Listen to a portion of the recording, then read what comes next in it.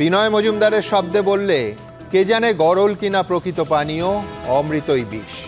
এখন সরকারি হাসপাতালে নিষিদ্ধ হওয়া সত্ত্বেও কোনো ওষুধ ব্যবহার করার ফলে যদি প্রসূতি মৃত্যুর অভিযোগ ওঠে, যদি জাল ওষুধে বাজার ছেয়ে যায়, যদি প্রেশার, সুগার, ডায়রিয়ার একের পর এক জনপ্রিয় ওষুধের মান নিয়ে প্রশ্ন উঠতে থাকে, তাহলে ওই বিষ আর অমৃতর ফারাক কিভাবে করব আমরা?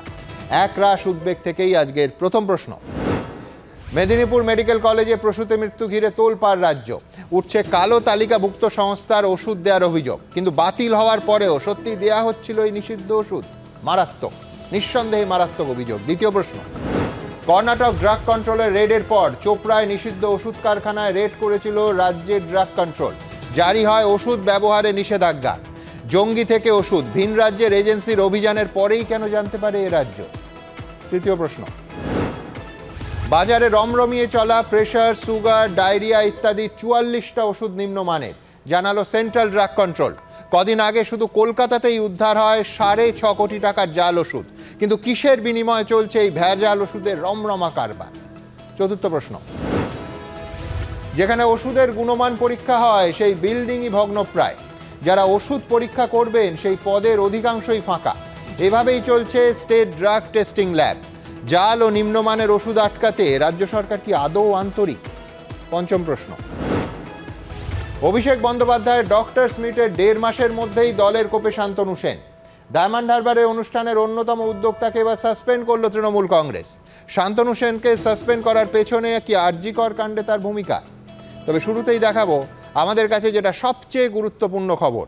মেদিনীপুরের সরকারি হাসপাতালে প্রসূতির মৃত্যু, নিষিদ্ধ ওষুধ ব্যবহারের পরিণতি কি? প্রশ্ন উঠছে। বুধবার রাতে মাতৃত্বের স্বাদ পেয়েছিলেন, আনন্দে ভরে উঠেছিল গোটা পরিবার। কিন্তু কেউ ভাবতেও পারেননি মাত্র একদিন পরেই সদ্যজাতকে ছেড়ে এভাবে চলে যেতে হবে মাকে। অভিযোগ, স্যালাইন থেকে সংক্রমণের কারণেই প্রসবের পরদিনই মৃত্যু হলো মেদিনীপুর মেডিকেল কলেজে ভর্তি থাকা প্রসূতির। একদিন বয়সে মাতৃহারা হলো দুধের শিশু। পরিবার সূত্রে খবর, বুধবার রাতে মেদিনীপুর মেডিকেল কলেজে সুস্থ সন্তানের জন্ম দেন চন্দ্রকোনার বাসিন্দা মামুনি রুই দাস। পরিবারের অভিযোগ, স্যালাইন দেওয়ার পরই প্রসূতির শারীরিক অবস্থার অবনতি হতে থাকে। বৃহস্পতিবার রাতে মৃত্যু হয়। স্পেয়ার স্যালাইনের জন্য মারা গেছে এবং অপারেশনটা হয়েছে জুনিয়র ডাক্তার দিয়ে। পুরো টোটাল চিকিৎসাটাই ভুল চিকিৎসা হয়েছে। এবং যদি এরা না পারতো আমরাকে রেফার দেওয়া হলো না কেন? রেফারটা দিলে তো আমরা অন্য কোথাও যেতাম। স্যালাইনটা পুরো ডেড ফেল স্যালাইন ছিল। এই মারাত্মক অভিযোগ প্রসঙ্গে মেদিনীপুর মেডিকেল কলেজের তরফে স্বাস্থ্য দপ্তরে যে রিপোর্ট দেওয়া হয়েছে তা রীতিমতো চাঞ্চল্যকর। সূত্রের দাবি, রিপোর্টে বলা হয়েছে পশ্চিমবঙ্গ ফার্মাসিউটিক্যাল নামে ওই কোম্পানি স্যালাইন ব্যবহারের ফলে পার্শ্ব প্রতিক্রিয়ায় প্রসূতির শারীরিক অবস্থার অবনতি হয়। প্রসূতিতে রক্তক্ষরণ বন্ধে ব্যবহার করা হয় রিঙ্গাল ল্যাক্টেড স্যালাইন। সেই রিঙ্গাল ল্যাক্টেড স্যালাইনের পার্শ্ব প্রতিক্রিয়ার জেরেই মৃত্যু হয়েছে প্রসূতির। সিজারিয়ানের সেকশনে নর্মালি 500 ml থেকে 1 লিটার ব্লাড লস হয়। তো ফার্স্ট হচ্ছে রিঙ্গাল ল্যাক্টেডটা দেওয়া হয় ওই ব্লাড লসটাকে রিপ্লেনিশ করার জন্য। তো ওটা এসেনশিয়াল, মানে আমাদের দিতেই হবে ফ্লুইড পোস্ট সার্জারি, যে কোনো সার্জারির পরে। কিন্তু এটা যেমন সাপের কামড়ে যেমন এফেক্ট হয়, সেরকম একটা বিষ শরীরের মধ্যে ঢুকিয়ে দেওয়া, যদি কন্টামিনেটেড ফ্লুইড আইভিতে যায় পেশেন্টদের, এবং তার জন্যে পেশেন্ট কিন্তু খুব দ্রুত খারাপ হয় এবং মারাও যেতে পারে। যাদের জন্য শিশুটি মাতৃহারা হলো, মা কি জিনিস বুঝলো না, মমত্বহীন হলো, তার দায় নেবে কে? ইনভেস্টিগেশন হচ্ছে, পেশেন্ট একজন ইমপ্রুভ করে গেছে আর বাকিদের ট্রিটমেন্ট চলছে। কি কারণে মৃত্যু কিছু বোঝা গেল? Under investigation. এখনো অসুস্থ অবস্থায় সিসিইউতে রয়েছেন 3 জন। তাদের অবস্থা কি? তারা কি স্থিতিশীল? এই প্রশ্নের উত্তর কিন্তু সন্তর্পণে এগিয়ে গেলেন হাসপাতালের অধ্যক্ষ ডাক্তার মৌসুমী নন্দী। সূত্রের খবর, মেদিনীপুর মেডিকেল কলেজে ভর্তি থাকা আরো 4 প্রসূতিও অসুস্থ। তাদের মধ্যে 2 জনের অবস্থা বেশ গুরুতর। গত বছর নভেম্বর মাসে এই ওষুধ ব্যবহারের ফলে প্রসূতিদের মৃত্যুর অভিযোগ ওঠার পর চোপড়ায় সংস্থার অফিসে হানা দিয়েছিল কর্ণাটকের স্বাস্থ্য দপ্তর। এরপর 7ই জানুয়ারি এই ওষুধ ব্যবহারের ওপর নিষেধাজ্ঞা আরোপ করে রাজ্য স্বাস্থ্য দপ্তর। কিন্তু চিকিৎসকদের প্রশ্ন, তারপরও কি করে সরকারি মেডিকেল কলেজে এক প্রসূতিকে এই ওষুধ দেওয়ার মতো গুরুতর অভিযোগ উঠতে পারে? রিঙ্গার ল্যাক্টেড ব্যবহার করার জন্য প্রসূতির অসুস্থতা বেড়েছে, তাদের মৃত্যু হয়েছে, এই অভিযোগ এসছে। এই একই রকম অভিযোগ হচ্ছে যে ভিন রাজ্যেও একটা ঘটেছে। এইখানকার এই ঘটনা নিয়ে, এটা লজ্জার আমাদের। এবং এই অভিযোগগুলি 1 বছর ধরে হওয়া সত্ত্বেও এখনো পর্যন্ত আমাদের রাজ্যের যে স্বাস্থ্য দপ্তর বা যারা এগুলিকে নিয়ন্ত্রণ করেন তাদের দিক থেকে কোনো সদর্থক ভূমিকা আমরা এখনো দেখতে পেলাম না। সেজন্য একটার পর একটা ঘটনা ঘটছে, আমাদের সহনাগরিকদের মৃত্যুর মিছিল বাড়ছে, এইরকম হচ্ছে নিম্নমানের ওষুধের জন্য। জয়েন্ট প্ল্যাটফর্ম অফ ডক্টরসের তরফে বিজ্ঞপ্তিতে দাবি করা হয়েছে একটি বিশেষ কোম্পানির বিশেষ ব্যাচের এই তরলে এর আগেও একই রকম প্রতিক্রিয়া দেখা গেছে। গত 1 বছর বিভিন্ন হাসপাতালে বহু অভিযোগ বিএমওএইচ থেকে সুপার করেছেন। স্বাস্থ্য দপ্তর প্রশাসন নির্বিকার প্রশ্রয় দিয়েছে। কিছু সময়ের জন্য ওই কোম্পানির রিঙ্গার্স ল্যাকটেট সরবরাহ বন্ধ থাকলেও অজানা কারণে আবার চালু করা হয়, যার পরিণতিতে 6 জন মায়ের অসুস্থতা, 1 জনের মৃত্যু। ছোট্ট শিশুকে মাহারা অবস্থায় গোটা জীবন কাটাতে হবে, তার দায় কি কেউ নেবে? সৌমেন চক্রবর্তী, সোমনাথ দাস ও সন্দীপ সরকারের রিপোর্ট, এবিপি আনন্দ। দেখুন, অভিযোগ মারাত্মক। কয়েক মাস আগে দেখা গেল কর্ণাটকে একের পর এক প্রসূতি গুরুতর অসুস্থ হয়ে পড়ছেন এবং মারা যাচ্ছেন। 5 জন হবু মায়ের মৃত্যু হলো এবং মোট 27টা অভিযোগ জমা পড়ল। কর্ণাটক সরকার খতিয়ে দেখলো যে একটা বিশেষ ওষুধ যা স্যালাইনের সঙ্গে মিশিয়ে প্রসূতিদের শরীরে ঢুকছে, সেখানেই আসল গোলমাল। সেই মারাত্মক বিপজ্জনক ওষুধের কারখানার খোঁজে কর্ণাটক ড্রাগ কন্ট্রোল চলে এলো এই পশ্চিমবঙ্গে। চোপড়ায় সেই কারখানা একটা যৌথ রেড হলো। এ রাজ্যেরও সমস্ত ক্ষেত্রে ওই ওষুধ ব্যবহার এবং সরবরাহ বন্ধ করতে বলা হলো। ভাবুন, 10ই ডিসেম্বর কারখানাকে বলা হলো এই ওষুধের যাবতীয় প্রোডাকশন বন্ধ করে দিতে হবে। এরপর 7ই জানুয়ারি রাজ্য সরকার রীতিমতো বিজ্ঞপ্তি দিয়ে জানিয়ে দিল যে সরকারি হাসপাতালকে বিকল্প জায়গা থেকে এ ধরনের ওষুধ নিতে হবে। তারপরও 9ই জানুয়ারি গতকাল ওই নিষিদ্ধ ওষুধ একজন প্রসূতিকে দেওয়ার অভিযোগটা ওঠে কি করে? দেখুন, চূড়ান্ত গাফিলতির সম্ভাবনাটা কিন্তু এইখানে। আমি এই অনুষ্ঠান শুরু করব ডক্টর তমনাশ চৌধুরীকে দিয়ে। দেখুন, এক তো মারণ ওষুধ তৈরি হচ্ছিল আমাদের এই রাজ্যে, আমাদের সরকার জানতো না যতক্ষণ না কর্ণাটক ড্রাগ কন্ট্রোল এই রাজ্যে আসে এবং সেই তথ্য দেয়। কিন্তু আমি তাও বলবো বেটার লেট দ্যান নেভার। কিন্তু ডক্টর চৌধুরীর কাছে আমার প্রথম প্রশ্নটা থাকবে যে ওষুধের প্রোডাকশন আমি বন্ধ করতে বলেছি, কালকে স্বাস্থ্য দপ্তরের টিম যাবে, কি পাওয়া যাবে, সত্যির কতটা সামনে আসবে, এ তো ভিন্ন প্রশ্ন। কিন্তু আমি যাকে প্রোডাকশন বন্ধ করতে বলছি সেখানে সরকারি হাসপাতালে সেই ইনজেকশন বা ওষুধ দেওয়ার সামান্য সম্ভাবনাও থাকে কি করে? আসলে আমি জানি না এই মৃত্যু মিছিলের দায় কে নেবে, এই গাফিলতির দায় কে নেবে। যে মা নিশ্চিন্ত মনে একটি সরকারি হাসপাতালে গেল যে সে তার মাতৃত্ব গ্রহণ করবে, সেখানে তাকে ফিরে আসতে হচ্ছে একটি মৃতদেহ হয়ে। এর যন্ত্রণা আর কত আমরা দেখব। এই ঘটনা শুধু মেদিনীপুর মেডিকেল কলেজ না, একদিনের শিশুটা জানতেই পারবে না তার মাকে। এই ঘটনা আজ মেদিনীপুর মেডিকেল কলেজ সামনে এসছে। এই ঘটনা 2023 সালের শেষ দিক থেকে শুরু হয়েছে। আচ্ছা, এই ঘটনা বারুইপুর, কালনা, চুচুড়া, বিভিন্ন জায়গা থেকে তাদের সরকারি দপ্তরের মধ্যে বিভিন্ন কমপ্লেন বিভিন্ন সময়ে জমা পড়েছে যে এরকম কিছু ঘটনা চোখে পড়ছে। অর্থাৎ প্রসূতিদের স্বাস্থ্য নিয়ে, স্বাস্থ্যের অবনতি নিয়ে এর আগে মানে 2023-এর শেষ দিক থেকে কমপ্লেন হচ্ছে। আমাদের দেশের নিয়ম অনুযায়ী এনি ম্যাটারনাল মোর্টালিটির একটা রিভিউ হয়, institutional review, district level review, state level review. সেই রিভিউয়ে ধরা পড়ছে যে মারা কেন মারা যাচ্ছে, সেখানে একটা ঘটনা বারবার চোখে আসছে। আর সর্ষের মধ্যে ভূত থাকলে সেই ভূত ঝাড়বে কে? এই স্যালাইন তুলে এই পশ্চিমবঙ্গ ফার্মাসিউটিক্যালের স্যালাইন 5 থেকে 6 বার পরীক্ষায় গেছে, রিপোর্ট আসছে ঠিক আছে, তাই চলবে, আর মৃত্যু মিছিল চলছে। এ তো এক ভীষণ যন্ত্রণার। এর এই অ্যালার্ম কল কিন্তু কর্ণাটক সরকার পেয়েছে, তারা এত বড় মানে জিনিসটা রুট খুঁজে বের করতে গিয়ে পশ্চিমবঙ্গে পৌঁছে গেছে, কিন্তু অ্যালার্ম কল ছিল, ক্রাইসিস কল ছিল, তা সত্ত্বেও আমরা নড়ে চড়ে বসে। কর্ণাটক গভর্নমেন্ট সাথে সাথে এই কোম্পানিকে ব্ল্যাক লিস্টেড করেছে। আমরা জানি না আমাদের এখানে কিসের বাধা। আমরা বলবো একবার প্রোডাকশন বন্ধ করো, 2 দিন পরে বলবো নো টু ইউজ, কিন্তু আমরা বলছি না যে তুমি ব্ল্যাক লিস্টেড। কিসের বাধা আমার বলতে? যে যেখান থেকে পরিষ্কার বোঝা যাচ্ছে আমাদের দেশেরই একটি সরকার এই কোম্পানিকে পরিষ্কার ভাষায় বলছে ব্ল্যাক লিস্টেড, এই কোম্পানির কোনো ওষুধ আমরা ব্যবহার করব না, মানুষের ওপর দেবো না। মানুষের জীবন আমাদের কাছে মূল্যবান, আর আমরা সেই কোম্পানির ওষুধ এখন চালিয়ে যাব। কখনো বলছি প্রোডাকশন বন্ধ করো, কখনো বলছি নো টু ইউজ, তারপরেও ব্যবহার হয় কিভাবে, কার গাফিলতি? আমি বলছি ডক্টর চৌধুরী, আপনি যে ছবিটা দিচ্ছেন ভয়ঙ্কর, তার কারণ এরা তার মানে এতটাই প্রভাবশালী, এই যে কালকে টিম যাচ্ছে তার আগে হতেই পারে যে এই বোতল, স্যালাইন অর্থাৎ যা দৃষ্টিগ্রাহ্য এবং পরীক্ষাগ্রাহ্য প্রমাণ সেগুলো সরিয়ে দেওয়া হতেই পারে। ল্যাবরেটরিতে যা পরীক্ষায় যাচ্ছে, সরকারি ল্যাবরেটরি ছাড়াও কিছু বেসরকারি NABL অ্যাক্রিডিটেড ল্যাবরেটরিতে এই ওষুধগুলি পরীক্ষা হয়। ল্যাবরেটরিতে আমি কি স্যাম্পেল পাঠাচ্ছি তার উপরে তো পরীক্ষার রেজাল্ট, আমি যা পাঠাবো তার রেজাল্ট আসবে। তা আমি সঠিক স্যাম্পেল নিলাম কিনা, আমি সেই সঠিক স্যাম্পেল পাঠালাম কিনা, কোথায় পাঠালাম, এর মধ্যে তো বিরাট গাছের চিহ্ন। কিন্তু মায়ের মৃত্যুটা তো সত্যি, সবচেয়ে বড় সত্যিটাকে যদি আমরা না মানতে পারি যে এই ঘটনা পরপর ঘটছে, কোথাও একজন কোথাও দুজন, যখন আমরা দেখছি এই এতগুলো সংখ্যায় 6 জন, তখন এটা আমাদের সবার হয়তো মনে হচ্ছে যে এটা বিরাট একটা ইস্যু। কিন্তু এই ঘটনা তো গত 1 বছর ধরে চলছে। 2024 সালে কর্ণাটক গভর্নমেন্ট এই কোম্পানিকে ব্ল্যাকলিস্টেড ঘোষণা করেছে।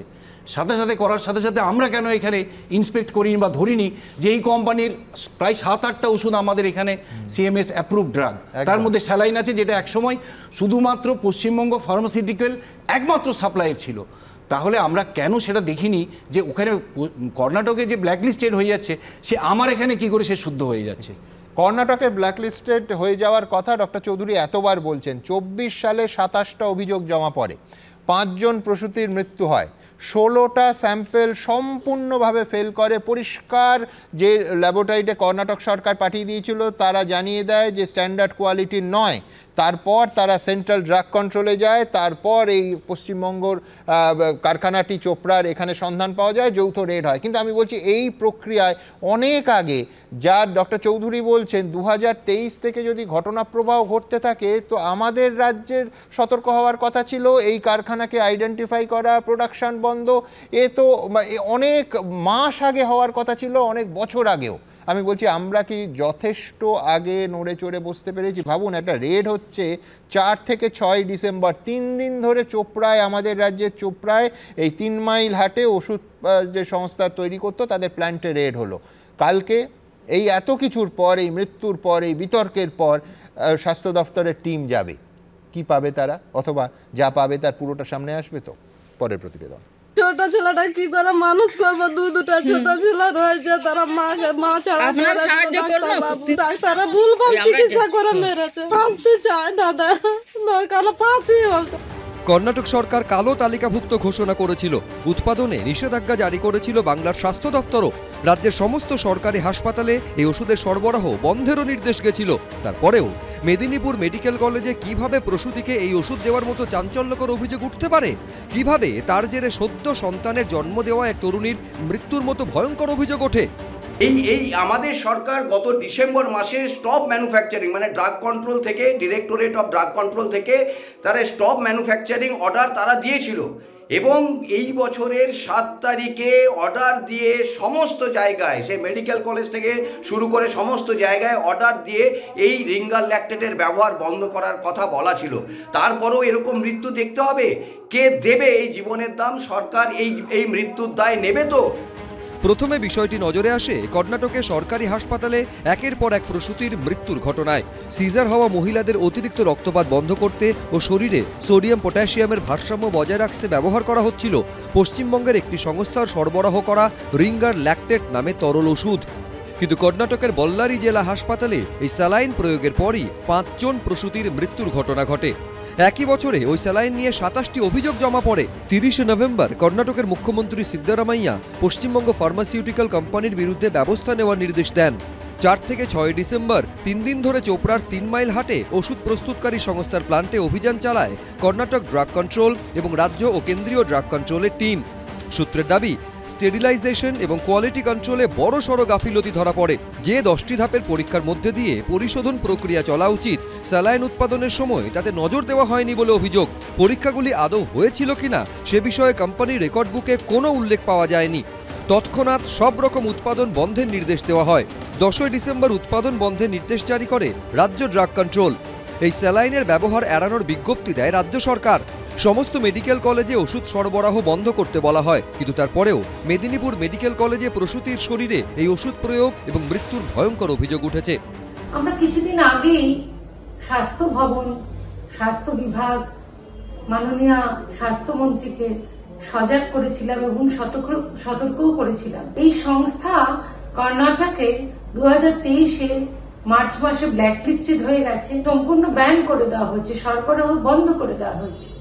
তবুও পশ্চিমবঙ্গ সরকার এই জুলাই মাসেও 2024-এ এর সরবরাহ চালু রেখেছেন। স্বাস্থ্য সচিব জানিয়েছেন অভিযোগ তদন্ত করে দেখা হবে। আগামীকাল একটা টিম যাচ্ছে, খুব সিনিয়র ডক্টরদের টিম, কেন হয়েছে, কি ঘটনা আছে। ওখানে একটা ব্যাচে প্রবলেম, সেটাও ইনভেস্টিগেশনগুলো হচ্ছে, রিপোর্টগুলো আসুক, তারপরেই কিছু বলা সম্ভব আছে। রুটিন ইন্সপেকশন হয়েছিল, কর্ণাটকেও আমরা পেয়েছিলাম ঘটনা, ওখান থেকে বলা হয়েছিল জয়েন্ট ম্যানুফ্যাকচার, বোথ সেন্টার এর স্টেট টিম গিয়ে জয়েন্টলি এটা পুরো জিনিসটা দেখছে, কেন এটা জয়েন্ট ম্যানুফ্যাকচারিং লাইসেন্স হয়ে থাকে। এদিন বিতর্কিত স্যালাইন থেকে নমুনা সংগ্রহ করে ড্রাগ কন্ট্রোল বোর্ড। এই স্যালাইন আর যাতে ব্যবহার না হয় তা নিয়ে স্বাস্থ্য দপ্তরের তরফে নতুন করে সমস্ত সরকারি হাসপাতাল ও মেডিকেল কলেজকে সতর্ক করা হয়েছে। ঝিলম করঞ্জাই, সন্দীপ সরকার, এবিপি আনন্দ। দেখুন, যে ওষুধ একটা প্রজন্মকে পৃথিবীতে আসতে সাহায্য করবে, সেই মা যিনি পৃথিবীতে প্রথম তার সন্তানকে আলো দেখাবেন, আমি বলছি সেখানে কোনো ইফস অ্যান্ড বাটসের জায়গা থাকে? 2500 কিলোমিটার পার করে কর্ণাটক ড্রাগ কন্ট্রোলের অফিসাররা এসে 3 দিন ধরে যৌথ তারা সেন্টারকে জানিয়ে, রাজ্যকে জানিয়ে রেড করলেন। আর আমাদের এখানে সার্ভিলেন্সের জায়গাটা ঠিক কোথায়? আমি ঠিক এই জায়গায় ডক্টর বিপ্লব চন্দ্রের কাছে আসবো। দেখুন, জয়েন্ট লাইসেন্স দেওয়ার কথা কেন্দ্র রাজ্য দিয়েছিল বলেই কর্ণাটকে চলে, অন্য রাজ্যে চলে, পশ্চিমবঙ্গে চলে। তবু মানে প্রসূতি অসুস্থ হওয়া এবং মৃত্যু অবধি অপেক্ষা করতে হচ্ছে কর্ণাটকে, তবু তারপরে নড়ে চড়ে বসছে, আমরা তাও নড়ে চড়ে বসছি না। আমি বলছি এই রেগুলার ভিজিলেন্স, এই ধরনের মানে আমি বলছি প্রাণ যেটা জীবনদায়ী সেটা প্রাণঘাতী হয়ে যাচ্ছে, এক্ষেত্রে হবে না কেন? কাদের গাফিলতি? দেখুন, হবে একটাই কারণে, একটু আগে আপনাদের টিভিতেই মিস্টার নিগম বললেন যে এটা একটা ব্যাচের প্রবলেম। কথাটা মানেটা কি? মানেটা হচ্ছে, আমি মেদিনীপুর মেডিকেল কলেজের আমি হিসাবটা জানি, গত 4 দিন আগে, 10 দিন আগে, 20 দিন আগে সিস্টাররা, ডাক্তাররা যখন এরকম স্যালাইন ঝোলাচ্ছে, এক কথায় স্যালাইন বলি মানে রিঙ্গার ল্যাক্টেট, একটা ফ্লুইড, আইভি ফ্লুইড, সেই ফ্লুইডে দেখা যাচ্ছে সাদা সাদা কি ভেসে বেড়াচ্ছে, মানে এগুলো ছত্রাক। সেখানে হসপিটাল থেকে বলা হচ্ছে আচ্ছা ওইটাকে বাদ দিয়ে দাও, বা ওই পেটিটা বাদ দিয়ে দাও, অন্য জিনিস দিচ্ছি। কিন্তু কখনোই আমরা ভেবেও দেখছি না যে একটা দুটো খারাপ মানে হচ্ছে কিন্তু ওই পুরো কোম্পানির বা ওই সাপ্লাইটা পুরোপুরি বন্ধ হয়ে দেওয়া দরকার। দেখুন, এটাকেই ইকো করছে কিন্তু মিস্টার নিগম, যিনি সর্বোচ্চ কর্তা কিন্তু স্বাস্থ্যের, তিনি বলছেন এটা একটা ব্যাচের সমস্যা। আজকে প্রসূতি মৃত্যু মানে মা তার বাচ্চা জন্ম দেওয়ার পরে সারা ভারতবর্ষে যে অ্যাভারেজ ম্যাটার্নাল মর্টালিটি যেটা রেট বলি আমরা, তার মধ্যে পশ্চিমবঙ্গ সবচেয়ে এগিয়ে আছে, সবচেয়ে বেশি, অ্যাভারেজের থেকে বেশি। কেন? তাহলে এটা শুধু কিন্তু আজকে 2025 সালের আজকের দিনের ঘটনা নয়, এটা আজকে 10 তারিখ 10ই জানুয়ারি ঘটনা নয়, এটা কিন্তু লাস্ট কয়েক বছর ধরে চলছে। এটা শুধু এখানে নয়, আরজিকর মেডিকেল কলেজে, এনআরএসে, ইভেন দেখুন 4 থেকে 6 তারিখ যেটা আমাদের করলো, রেড করলো সেন্ট্রাল ড্রাগ কন্ট্রোল থেকে শুরু করে কর্ণাটক ড্রাগ কন্ট্রোল এবং স্টেট ড্রাগ কন্ট্রোল, 3টে সংস্থা কিন্তু একসঙ্গে রেডটা করে। তারপরে 7 তারিখ স্টপ প্রোডাকশন বললো, লাইসেন্স বাতিল করলো। তারপরে 7ই জানুয়ারি মানে 1 মাস সময় লাগলো তাদের ঘুম ভাঙতে, মানে মানুষের জীবন নিয়ে ছিনিমিনি খেলার কি চূড়ান্ত নিদর্শন যে সরকারি হাসপাতালগুলোকে বলছে যে আমরা এখন আর রিঙ্গার ল্যাক্টেট দিতে পারছি না, তোমরা লোকাল পারচেস করে নাও। আমাদের এটা রেড অ্যালার্ট, মানে আমি কি আমার মেয়ে, আমার স্ত্রী যদি এরকম একটা অবস্থার মধ্যে পড়ে, আমি কি 1 মাস বাদে আমার ঘুম ভাঙবে? আমি সঙ্গে সঙ্গে বলবো যে ইমিডিয়েটলি যা যা এই রিঙ্গার ল্যাক্টেট এসছে ওই পশ্চিমবঙ্গ ফার্মাসিউটিক্যাল লিমিটেড বলে, এটা বোঝাই যাচ্ছে ভুয়ো কোম্পানি, এরা তো শাসক দলকে নিশ্চয়ই টাকা দিয়ে এইসব লাইসেন্স পাচ্ছে, না হলে এই 1 মাসের হিসেবটা তো কোনোভাবে মিলছে না, এটা 1 মাসেরও হিসেব না। এই যে গত কয়েক বছর ধরে বিশেষ করে লাস্ট 22-23-24-এ এত ম্যাটার্নাল মর্টালিটি হচ্ছে, কেউ বলছে মায়েদের ডেলিভারির পরে যে একটা ইঞ্জেকশন দেয় অক্সিটোসিন, তার জন্য হতে পারে, কেউ বলছে ফ্লুইড। তার মানে এই যে ওষুধ সাপ্লাই নিয়ে কিন্তু একটা প্রশ্ন। ইভেন গত 1 মাসে ডিসেম্বর মাসে কিন্তু এনআরএস মেডিকেল কলেজের প্রিন্সিপাল থেকে শুরু করে বা national medical college, Calcutta medical college, এরকম প্রায় 4-5টা মেডিকেল কলেজ হাসপাতাল থেকে কিন্তু স্বাস্থ্য ভবনে গেছে যে রিঙ্গার ল্যাক্টেট পেয়ে রাইগর হচ্ছে, ফিভার আসছে, পেশেন্ট খারাপ হচ্ছে, মা তাকে আইসিইউতে পাঠাতে হচ্ছে। তা সত্ত্বেও কিন্তু দেখুন মানে কতটা কি বলবো, মানে কতটা নির্মম হতে পারে শুধু কিছু টাকার জন্য, কিছু মানুষের কিছু মানে মুনাফার জন্য যে এরকম তো অবস্থা, আজকে 5 জনের জানি না আমরা 5 জনই মারা যাবে কিনা, কারণ আমি জানি একজন মা মারা গেছেন, কিন্তু বাকি 4 জনের অবস্থাও কিন্তু অর্গান ফেলিওর হচ্ছে, খুবই ক্রিটিক্যাল। একদম, আমরা শুধু প্রার্থনা করতে পারি যে বাকি 4 জন অন্তত সুস্থ হোক। আজকে আরজি করে মানে আমি বলছি এই ঘটনা সামনে এসেছে, ভাবুন তো কত জায়গায় হয়তো কারণটাই ডিটেক্ট হয়নি, যে কি কারণে কারণ বলবে কে? আজকে যে অভয়ার মৃত্যু হলো সে তো কিছু কারণ, কিছু নিশ্চয়ই সত্য কিছু বলতে গিয়েছিল বলে তো তার হত্যাকাণ্ড হলো। আজকে এই যে রিঙ্গাল ল্যাক্টেট দেখছে, কিন্তু ডাক্তাররা বলবে কাকে? বললে তো সে কিছু হয়ে যেতে পারে। ডক্টর চৌধুরী, আমি বলছি এই সরকারি নির্দেশিকা নিয়েও আমার প্রশ্ন আছে। আমি জানি না এর আগে কোনো নির্দেশিকায় বলা হয়েছে কিনা, কিন্তু প্রত্যেকটা নির্দেশিকায় আমি যখন বন্ধ করতে বলছি, অন্য জায়গায় বিকল্প ওষুধ কেনার কথা বলছি, তখন মানে আমি বলছি যে প্রকিউরড হয়েছে যে ওষুধটা, যেটা সরকারি হাসপাতালের হয়তো স্টোরে আছে, মজুত আছে, সেইটাকে নষ্ট করার কথা বা সেইটা রোগীদের হাতে যেন না পৌঁছয়, এই সতর্কবার্তা কিন্তু অন্তত এই নির্দেশিকায় নেই। আমি বলছি এটা তো হওয়া উচিত ছিল, প্রত্যেকটা নির্দেশিকায় আমায় লিখে দিতে হবে যে পেন্ডিং এনকোয়ারি, এটা যেন কোনো রোগীকে দেয়া না হয়, যেখানে আমি প্রোডাকশন বন্ধ করতে বলছি প্রায় 1 মাস আগে এই নির্দেশিকায়। এমনিতেই সিএমএস বা ডিস্ট্রিক্ট রিজার্ভ স্টোরস, মেডিকেল কলেজে অনেকটাই ওষুধ মজুত রাখতে হয়, জরুরি জীবনদায়ী ওষুধ, স্যালাইন তো তার মধ্যে একটা অন্যতম। এটা তো খুব মারাত্মক যে আমি প্রথমেই বলবো যে এই কোম্পানির এই স্যালাইন আর ব্যবহার করা যাবে না। একদম প্রথম কথা, এটা প্রথম সেন্টেন্স এটাই হওয়া উচিত যে কোনো নির্দেশিকার। তারপরে তো আমি বলবো যে আমি বিকল্প কোথা থেকে নিচ্ছি। নিশ্চিতভাবেই বাজারে স্যালাইন অনেক কোম্পানি আছে, এটা নয় কি পশ্চিমবঙ্গ ফার্মাসিউটিক্যাল ছাড়া আর স্যালাইন কেউ তৈরি করে না, এরকম কোনো রেয়ার ড্রাগ কোম্পানি নয়। স্যালাইন অনেক কোম্পানি তৈরি করে, তো আমরা তাদের থেকে স্যালাইনগুলো নিতে পারতাম। আমার জরুরি ভাষাটাও লক্ষ্য করুন যে যতক্ষণ না রিজিউম হচ্ছে ততক্ষণ তুমি এই বিকল্প ব্যবস্থাটা তোমার জন্য। তার মানে আমার মৃত্যু মিছিল চলুক, মানুষের জীবনের দাম এতই কম যে আমার কাছে যা আছে সে যাই তার মূল্য হোক, সেটুকুও আমি ছাড়বো না, সেটুকুও আমি ব্যবহার করবো, তাদের কয়েকটা জীবন গেলে যাক। এই নির্মমতা সত্যিই আমাদের লজ্জার। আমি এইখানে আমার পরের প্রতিবেদন রাখবো, সেটা হচ্ছে 2টো জেলায়, বেরারি এবং চিত্রদুর্গ জেলায় এইখান থেকে, এই কারখানা থেকে 11,425 বোতল এই ওষুধটি গেছিল। আমি কর্ণাটক সরকার নড়ে চড়ে বসেছে, কিন্তু আজকে পশ্চিমবঙ্গে যেখানে চোপড়া এই কারখানা, সেইখানে কেন এই সম্ভাবনা, আমি আবার বলছি জিজ্ঞাসা চিহ্ন আছে, কিন্তু এই সম্ভাবনাই বা উঠবে কি করে, কেন উঠবে? কোনো সভ্য সমাজে কি উঠতে পারে যে সেইটা একজন হবু মাকে দেয়া হয়েছে? পরের প্রতিবেদন। মেদিনীপুর মেডিকেল কলেজ হাসপাতালে ফার্মা সংস্থা পশ্চিমবঙ্গ ফার্মাসিউটিক্যালসের সরবরাহ করা রিঙ্গার ল্যাক্টেট ব্যবহারের ফলে প্রসূতি মৃত্যুর ভয়ঙ্কর অভিযোগ উঠেছে। বারবার একটাই প্রশ্ন উঠছে, দীর্ঘদিন ধরে এই ওষুধের প্রয়োগের ফলে প্রসূতিদের সমস্যা হচ্ছে, এমনকি মৃত্যু হচ্ছে বলে একের পর এক অভিযোগ ওঠার পরও কি করে এই ওষুধ মেদিনীপুর মেডিকেল কলেজে এক প্রসূতির দেহে প্রয়োগের অভিযোগ উঠল? কার গাফিলতিতে এক সদ্যজাত তার মাকে হারালো? এই ঘটনা অত্যন্ত ভয়ঙ্করতম ঘটনা। একটা স্যালাইন, একটা রোগী চিকিৎসা করাতে এসে স্যালাইন দিচ্ছে, ওষুধ দিচ্ছে, সেগুলো তার জীবন বাঁচাবে, অথচ তার জীবন আজকে কেড়ে নিচ্ছে, অথবা আজকে জীবন চলে যাচ্ছে। কিন্তু এই ওষুধ নিয়ে বিতর্ক তো আর আজকের নয়। কেন্দ্রীয় ড্রাগ কন্ট্রোল বিভাগ সূত্রে খবর, 2024 সালে কর্ণাটকের বেলারি এবং চিত্রদুর্গ জেলায় পশ্চিমবঙ্গ ফার্মাসিউটিক্যাল সংস্থা 11,425 বোতল, টুমকুর জেলায় 11,400 বোতল, বেঙ্গালুরুতে 9,650 বোতল রিঙ্গার ল্যাক্টেট সরবরাহ করে। এর জেরে বেলারি জেলা হাসপাতালে 5 প্রসূতির মৃত্যুর ঘটনা ঘটে। অভিযোগ, সমস্ত বোতলই নিম্নমানের ফ্লুইডে ভরা ছিল। কর্ণাটকে এই সংস্থার সরবরাহ করা স্যালাইন নিয়ে 27টি অভিযোগ জমা পড়ে 2024 সালে। 3রা ডিসেম্বর কর্ণাটকে এই স্যালাইনের নমুনা পরীক্ষার রিপোর্ট আসে। সূত্রের দাবি, অতি নিম্নমানের স্যালাইন বলে রিপোর্ট দেয় ল্যাব। এই সংস্থার স্যালাইনের 16টি নমুনা ল্যাব পরীক্ষায় ফেল করে, নট অফ স্ট্যান্ডার্ড কোয়ালিটি বা যথেষ্ট গুণমানের নয় বলে জানিয়ে দেয় কর্ণাটকের ড্রাগ কন্ট্রোল বিভাগ। কর্ণাটকের স্বাস্থ্য সচিব কেন্দ্রীয় ড্রাগ কন্ট্রোল বিভাগকে বিষয়টা জানায়। কেন্দ্রীয় ড্রাগ কন্ট্রোল বিভাগ যোগাযোগ করে কলকাতাতে তাদের দপ্তরে। যৌথ তদন্তকারী দল গঠন করা হয়।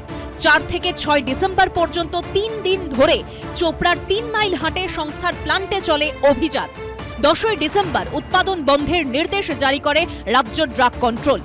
মেদিনীপুর মেডিকেল কলেজের এই দুর্ভাগ্যজনক ঘটনার পূর্ণাঙ্গ তদন্ত এবং তদন্ত সাপেক্ষে দোষীদের দৃষ্টান্তমূলক শাস্তির দাবি করি।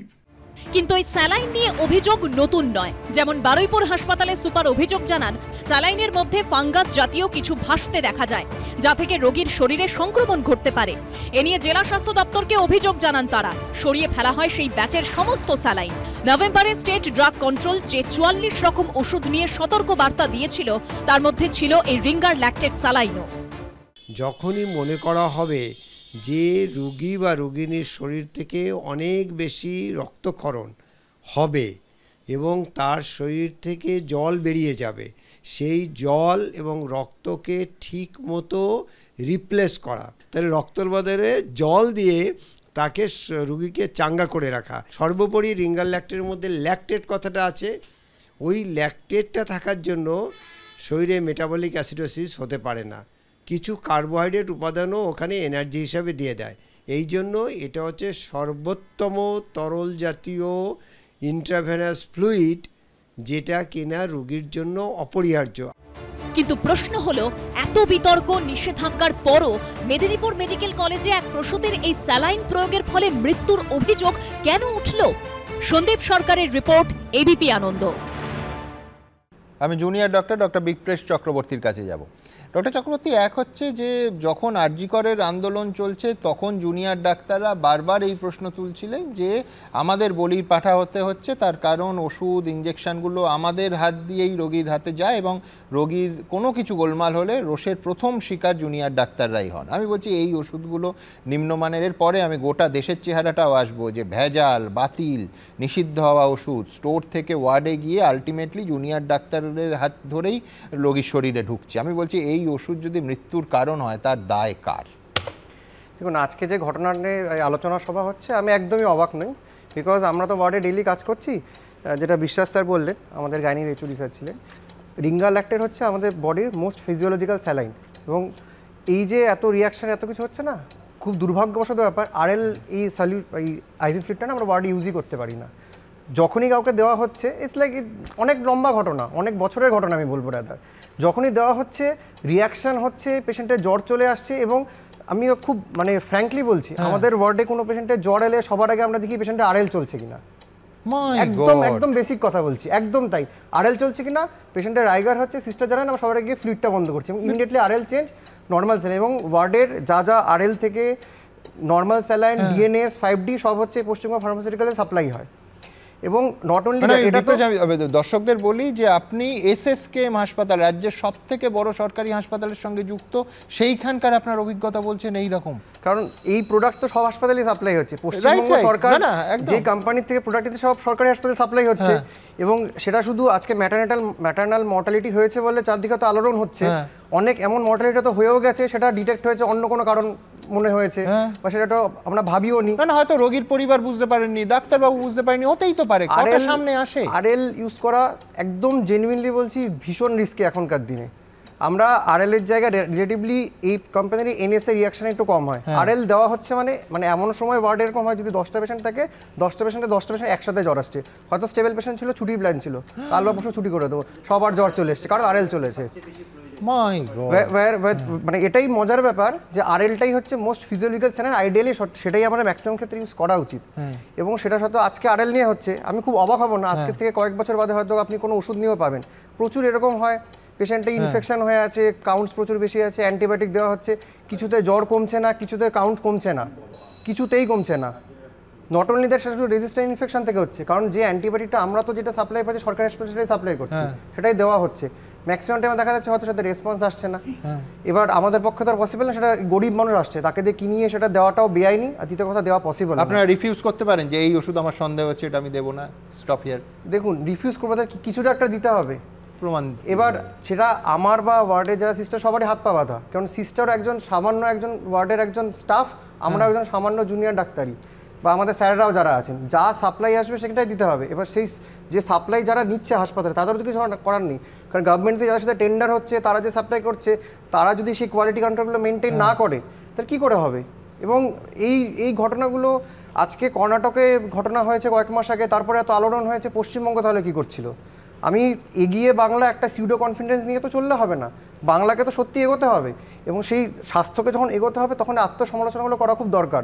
আমি শুধু নিজেকে বলে দিচ্ছি আমি 1 নম্বর, চোখ কান নাক বন্ধ করে বলে দিচ্ছি আমি 1 নম্বর, সেটা হয় না। মানে এই জিনিসগুলোকে দেখতে হবে। এরকম জ্বর বা ইনফেকশন দেখলে আমি ওটা বন্ধ করে দিচ্ছি, তার মানে কোথাও আমার গাট ফিলিং কাজ করছে যে ওখান থেকে হতে পারছে।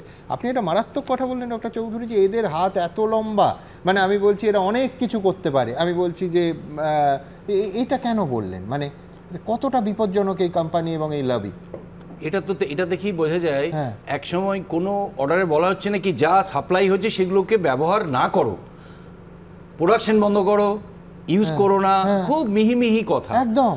মানে আমি বলছি যেটা একজন জুনিয়র ডাক্তার বুঝতে পাচ্ছেন, সেটা নার্স বুঝতে পাচ্ছেন, সেটা হসপিটাল অথরিটি বুঝতে পাচ্ছেন না। এর আগেও একবার দেখবেন এখানে আলোচনা হয়েছিল জাল ওষুধ সরকারি হাসপাতালে কিভাবে আসছে, তার পরীক্ষার মান কি, কোথায় পরীক্ষা হচ্ছে, ল্যাবরেটরি ঠিক করছে কিনা, এই সমগ্র একটা চক্র, এবং এই চক্র এত গভীরে প্রবেশ করছে যে এর সমূলে উৎপাদন করা ছাড়া মানুষের জীবন নিরাপদ নয়। এবং সবচেয়ে মানে আমার লজ্জা লাগে এই নামটার সামনে পশ্চিমবঙ্গ কথাটা জুড়ে গেছে, পশ্চিমবঙ্গ ফার্মাসিউটিক্যাল। আমার লজ্জা রাখি কোথায়? আমরা বাংলার মানে নাম ডুবিয়ে দিচ্ছে এরকম কোম্পানি। আমি দেবনারায়ণ সরকারের কাছে যাব। দেবনারায়ণ দা, এমনিতে আমি ভাবছিলাম যে জঙ্গি ধরতে আসাম পুলিশ আর কাশ্মীর পুলিশ আসছে, কর্ণাটকে ড্রাগ কন্ট্রোল রেড করে এখানে জানাচ্ছে, তখন আমরা জানতে পারছি মানে জঙ্গি থেকে ওষুধ অন্য রাজ্য অন্য এজেন্সি আগে জানতে পারছে, এবং তারপর আমরা জানতে পারছি। পুলিশ প্রশাসন, স্বাস্থ্য প্রশাসন, তারা মানে কি করছে প্রশ্ন তো উঠবেই। নিঃশব্দে কত মানুষের অসুস্থ হয়েছেন, কত মানুষ মারা গেছেন, সেই হিসেব কোনো দিন পাওয়া যাবে না। কিন্তু আমার প্রশ্ন, যখন ডাক্তারবাবুরা বুঝতে পাচ্ছেন, যখন একটা মানে অশনি সংকেত দেখতে পাচ্ছেন, তখন পুরো সিস্টেমটা কেন রুখে দাঁড়াচ্ছে না? দেখুন, একটা কথা বলে, desire of having is the sin of covetousness. মানে মানুষের আকাঙ্ক্ষা বাড়তে বাড়তে একটা পাপের মানে লোভের পাপে পরিণত হয়, শেক্সপিয়ার যেটা বলেছিল, আসলে তাই। আর আমার দুটো সিস্টেম, সেই লোভ যারা করেছে, সেই লোভী এবং পাপীদের শাস্তি দিতে হবে। নিশ্চয়ই আমার প্রশ্ন দুটো কথা। যে কথা সরকারের ক্ষেত্রে আমার বক্তব্য, আমি যেটা বলবো, the price of greatness is responsibility. মহত্বের দাম, দায়িত্ব কি? একটা মহত্বের দাম। আজকে যখন কর্ণাটক সরকার 2023-এ এই কোম্পানির বিরুদ্ধে অভিযোগ করলো এবং তারা সেটা বরবাদ করলো এবং বাদ দিল, আজকে আমার সরকার সেই জিনিসটা কেন করলো না? আমি কথা না, মানুষকে মেরে ফেলছে। যে কর্ণাটক সরকার এসে ইনভেস্টিগেট করে চোপড়ার কোম্পানিকে সেখানে বাতিল করলো, আজকে আমার সরকার এটাকে কেন বাতিল করলো না? দাঁড়ান, কথাটা শুনে না। প্রাইস বারবার করছে কি? মহত্বের দাম হলো দায়িত্ব। মারাত্মক কথা উইনস্টন চার্চিল বলেছিল, দায়িত্ব মানে মহত্বের দাম। এটা কি মহত্বের দাম? আর ডাক্তারবাবুরা যেটা বলছে, কোনো কিছু প্রেসক্রাইব করতে গেলে ভয় করে, এটা কাজ নাও হতে পারে। এটা কেন হবে?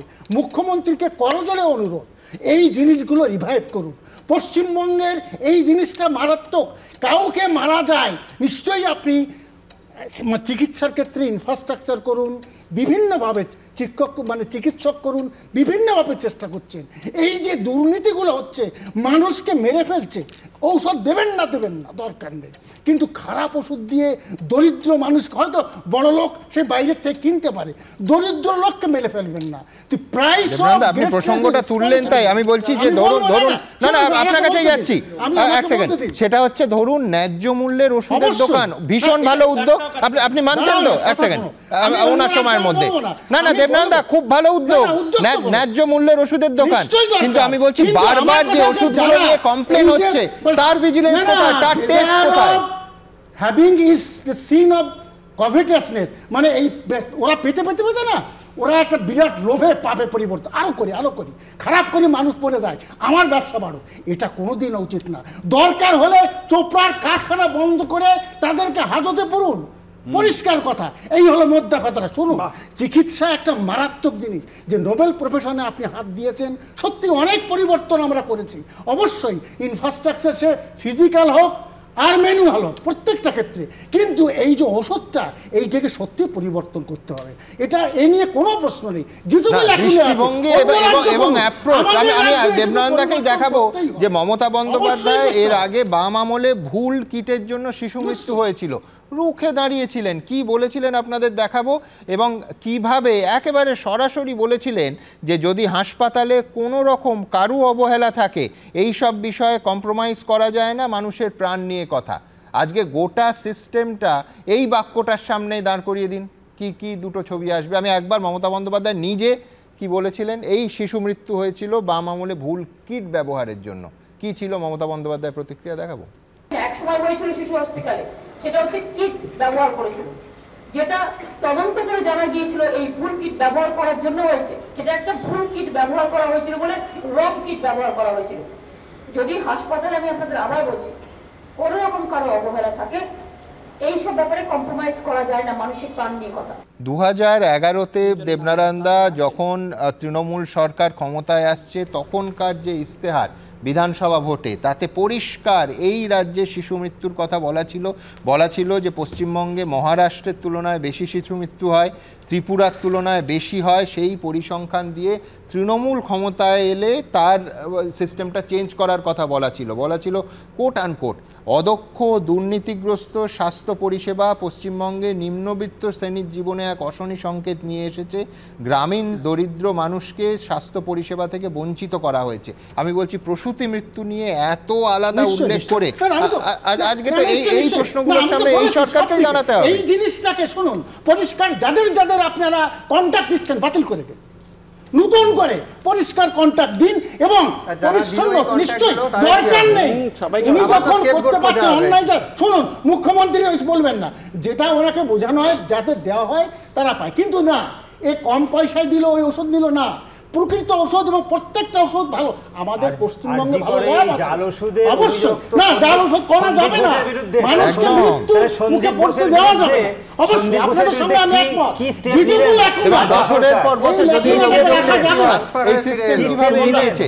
কিন্তু শঙ্কুর কাছে যাওয়ার আগে আমি দ্রুত, মানে শঙ্কু নিঃসন্দেহে এটা নিয়ে বলতে চাইছে, এটা নিয়ে তো বলবেই, কিন্তু পাশাপাশি সাধারণ ছবিটা ঠিক কিরকম? মারাত্মক একটা রিপোর্ট সামনে এসেছে গোটা দেশ নিয়ে। সেন্ট্রাল ড্রাগ কন্ট্রোলের তরফে বলা হয়েছে 44টা নিম্নমানের ওষুধে বাজার ছেয়ে গেছে সব রাজ্যে, লক্ষ্য করুন। এবং সেই ওষুধগুলোর মধ্যে হার্টের ওষুধ যেরকম প্রেশার কিংবা সুগারের ওষুধ আছে, ডায়রিয়ার ওষুধ আছে, অ্যান্টিবায়োটিক্স আছে, প্যারাসিটামল আছে। অর্থাৎ যে জনপ্রিয় ব্র্যান্ডগুলো আপনি মুড়িমুড়কির মতো অথবা বৈধ প্রেসক্রিপশন নিয়ে খেতে শুরু করেছেন, কাজ হচ্ছে না অথবা হচ্ছে কি না, কোথায় সমস্যা হচ্ছে বুঝতে পারছেন না, সেই রিপোর্ট আমাদের চমকে দিয়েছে। গোটা দেশের ছবিটাও ভয়াবহ। দেখাবো। রাজ্যে উৎপাদনে ও ব্যবহারে নিষেধাজ্ঞা রয়েছে, সেই ওষুধ দেওয়াতেই মেদিনীপুর মেডিকেল কলেজে এক প্রসূতির মৃত্যুর অভিযোগ উঠল। একদিনের শিশু মা হারালো চিরতরে। অনেকে বলছেন ওষুধের গুণগত মান ঠিক না হলে তা যে কি ভয়ঙ্কর হতে পারে তার ঠিক নেই। কিন্তু এরকম কোনো ওষুধ আমার, আপনার বা আমাদের বাড়ির লোকের শরীরে যাচ্ছে না তো? আশঙ্কাটা থেকে যাচ্ছে, কারণ খোদ সেন্ট্রাল ড্রাগ কন্ট্রোলের তরফে সম্প্রতি বলা হয়েছে এই মুহূর্তে প্রায় 44 রকমের নিম্নমানের ওষুধ গোটা দেশের বাজারে রমরমিয়ে বিক্রি হচ্ছে। আমাদের একটা এতদিনের প্র্যাকটিস থেকে আমরা বুঝতে পারি যে এই পেশেন্টের এই সুগার থাকলে এই ওষুধটা এইভাবে শুরু করা উচিত, তারপর আমরা গ্র্যাজুয়ালি টাইট্রেট করব ডোজ। হাইপারটেনশনও তাই গ্র্যাজুয়ালি টাইট্রেট করা হয়। এবার যদি দেখা যায় যে ওষুধটা খাওয়াচ্ছি, বাড়াচ্ছি, কোনো কাজ হচ্ছে না, তখন আমাদের মনে হয় যে প্রবাবলি এই ওষুধটা ওনার ক্ষেত্রে রেজিস্ট্যান্ট, যে মেকানিজমে কাজ করবে সেটা করছে না। কিন্তু এটা যদি ব্যাড কোয়ালিটি অফ প্রোডাক্ট হয় তাহলে তো আমাদের এই ভাবনা চিন্তাটাই অন্যদিকে ঘুরে গেল। হ্যাঁ, তখন আমরা আননেসেসারি আরেকটু হায়ার মেডিসিনে চলে গেলাম, যেটা ওনার পক্ষে দরকার ছিল না। যেটা আমরা দেখতে পাচ্ছি সেটা just tip of the iceberg. এই 44 রকমের ওষুধের মধ্যে কোন কোন ওষুধ আছে শুনলে আপনিও চমকে উঠবেন। অ্যান্টিবায়োটিক, হার্টের সমস্যার ওষুধ, ডায়রিয়া, প্যারাসিটামল, যা যে কোনো বাড়িতে খুঁজলেই পাওয়া যাবে। এমনকি জ্বর, পেট খারাপের মতো সমস্যা অনেকে নিজে থেকেই খেয়ে নেন। সেন্ট্রাল ড্রাগ কন্ট্রোলের তরফে স্পষ্টভাবে উল্লেখ করা হয়েছে এই ওষুধগুলোর উপাদানের মধ্যে ভেজাল মেশানো রয়েছে। ড্রাগ কন্ট্রোল সূত্রে খবর, নভেম্বরে যে নমুনা পরীক্ষা হয়েছিল তার রিপোর্টের ভিত্তিতে এই সতর্কতা জারি করা হয়েছে। এই কথা শোনার পর অনেকেই এক রাশ আশঙ্কা নিয়ে বলছেন তাহলে এতদিন যে ওষুধ খেয়েছি তার মধ্যেও কি ভেজাল ওষুধ ছিল? ভবিষ্যতে তার প্রতিক্রিয়া কি ভয়ঙ্কর হতে পারে? রোগীদের তো কোনো লাভই হবে না, কারণ যেটা একটা সাবস্ট্যান্ডার্ড, তার যতটুকু শরীরে যাওয়ার কথা ততটুকু শরীরে তো ঢুকছেই না, অর্থাৎ রোগীর তো কোনো ক্ষতি হবে না, উপকার হবে না। উল্টে যেটা হতে পারে, তার ভেতরে যদি কোনো রকম অন্য কিছু মেশানো থাকে, যেটাকে আমরা বলি অ্যাডাল্টারেটেড ড্রাগ বা স্পুরিয়াস, কিছুই থাকে না, ক্যাপসুলের ভেতরে ধুলো, তো সেটা তো কোনো কাজ হবে না, উল্টে পেশেন্টের ক্ষতি হবে। সেন্ট্রাল ড্রাগ কন্ট্রোল যে 44 রকমের ওষুধের তালিকা দিয়েছে তাতে রয়েছে promethazine, glimepiride, aspirin gastro resistant tablet, calcium ও ভিটামিন D3 ট্যাবলেট, প্যারাসিটামলের মতো ওষুধ। আরও মারাত্মক বিষয় কি জানেন? সেন্ট্রাল ড্রাগ কন্ট্রোলের তরফে উল্লেখ করা হয়েছে এই 44 রকমের ওষুধের মধ্যে রয়েছে সিজারের পর রক্তক্ষরণ ঠেকানোর মতো ওষুধও। কম্পাউন্ড সোডিয়াম ল্যাকটেট ইনজেকশন নামক যে ওষুধ ব্যবহার করা হয় তাতে জীবাণুর উপস্থিতি মিলেছে বলে সেন্ট্রাল ড্রাগ কন্ট্রোলের তরফে উল্লেখ করা হয়েছে। কিন্তু এই ধরনের নিম্নমানের ওষুধ এতদিন ধরে বাজারে চলছে কি করে? কোথায় নজরদারি? মানুষের রোগ বা অসুস্থতা যেমন স্বাভাবিক ঘটনা, আর তা থেকে মুক্তি পাওয়ার জন্য মানুষ যেমন ওষুধের দ্বারস্থ হবেনি, চিকিৎসকদের পরামর্শ, সেটাও বাস্তবতা। আর এই জায়গাটাতেই ব্যবসাদাররা, কালোবাজারিরা, তারা মানুষকে ঠকানোর এই কাজে নামেন। আমার প্রশাসন নির্বিকার, যাদের দেখার কথা ড্রাগ কন্ট্রোলার এবং তার অফিস, তারা নির্বিকার দিবানিদ্রায় আছেন। এই যে সেলের মার্কেট চলছে ওই ফেয়ার প্রাইস সব হাসপাতালগুলোতে, সেই ওষুধের গুণমান নিয়ে বা সেই গুণমান ঠিকঠাক আছে কিনা সেটাও কি কোনোদিন আমাদের যে দপ্তর আছে তারা সেটা গুণমান বিচার করে? রোগভোগ থেকে মুক্তি পেতে ওষুধ খাওয়া, কিন্তু সেই ওষুধেই যদি মেশানো থাকে ভেজালের বিষ, তাহলে সাধারণ মানুষ যাবে কোথায়? ঝিলং করঞ্জের রিপোর্ট, এবিপি আনন্দ, কলকাতা। দেখুন, আমি পরিষ্কার বলছি, এই 44টা ওষুধের মধ্যে এমন বহু ওষুধ আছে আমরা যারা 7 জন এখানে বসে আছি অথবা কোটি কোটি মানুষ দেখছেন তাদের নিয়মিত খেতে হচ্ছে। সুতরাং এটা মারাত্মক, কোনো সন্দেহ নেই। আমি সেন্ট্রাল ড্রাগ কন্ট্রোলের এই রিপোর্ট, এটার পরবর্তী ক্ষেত্রে রাজ্যগুলো কি ব্যবস্থা নিচ্ছে সেখানে কিন্তু কিচ্ছু পাচ্ছি না, যেটা আরও চিন্তার। আমি শঙ্কুর কাছে যাব। শঙ্কু, আরেকটা বিষয় আছে, সেটা হচ্ছে নির্বাচনী বন্ডে যদি এই ওষুধ কোম্পানিগুলো, যাদের হাত খানিকক্ষণ আগে ডক্টর চৌধুরী বলছিলেন এত লম্বা, তারা যদি ওই বিপুল টাকা না দিত বিভিন্ন রাজনৈতিক দলকে, কেন্দ্র এবং রাজ্য সরকার যারা চালায় সেই রাজনৈতিক দলগুলো সহ, তাহলে জীবনদায়ী ওষুধের দাম এই গত কয়েক মাস আগে একটার পর একটা অনুষ্ঠান করেছিলাম কিভাবে নিঃশব্দে অনেকটা বেড়ে গেল, সেটাও বাড়তো না। আর ওষুধ কোম্পানিগুলোর খুব তাদের ওপরে যে জরুরি ভিজিলেন্সটা, সেটাও বোধহয় আর একটু করা হতো। অর্থাৎ এই 44টা এসে হঠাৎ one fine morning central drug কন্ট্রোলের রিপোর্টটা পড়ে চমকে উঠতে হতো না। মানবে শঙ্কু? সুমনদা, প্রথম কথা হচ্ছে যে যদি দেখা যায় কেউ কোনো রাজনৈতিক দলের নির্বাচনী ফান্ডে টাকা দিয়েছেন এবং তার বদলে কোনো বেআইনি ওষুধ ব্যবসার সুযোগ পেয়ে গেছেন, তাহলে অবশ্যই সেটা ক্রাইম এবং তার এগেনস্টে ব্যবস্থা নেওয়া উচিত। এবং তাতে যদি কোনো রাজনৈতিক নেতা ইনভলভ থাকেন অবশ্যই নেওয়া উচিত। এই যেমন ধরুন পশ্চিমবঙ্গ ফার্মাসিউটিক্যালস, আমি এক্সপেক্ট করেছি এরপরে নিশ্চয়ই আপনাদের একটা খবর আসবে যে এই কোম্পানির কারা মালিক। কৈলাস কুমার, নীরাজ মিত্তাল, মুকুল ঘোষ, এদের তৃণমূল নেতার কোন নেতার সাথে কানেকশান আছে খবর নিতে হবে, জানতে হবে। তাহলে আপনারা বুঝে যাবেন যে কেন এই ওষুধ কোম্পানিকে ব্যান করা হয়নি। কর্ণাটকের ইনসিডেন্ট হওয়ার পরেও কেন ব্যবস্থা নেওয়া হচ্ছে না? আচ্ছা, আমার কথা ছেড়ে দিন, আমার হয়ে আজকে পুরোটা দেবনারায়ণদা বলে দিয়েছেন, তাই দেবনারায়ণদার হয়ে 2 লাইন বলবো। আমি আজকে তো অভিষেক বন্দ্যোপাধ্যায়, আমি কোনোদিন নাম করি না, মাননীয় সাধারণ সম্পাদকের প্রশংসা করি।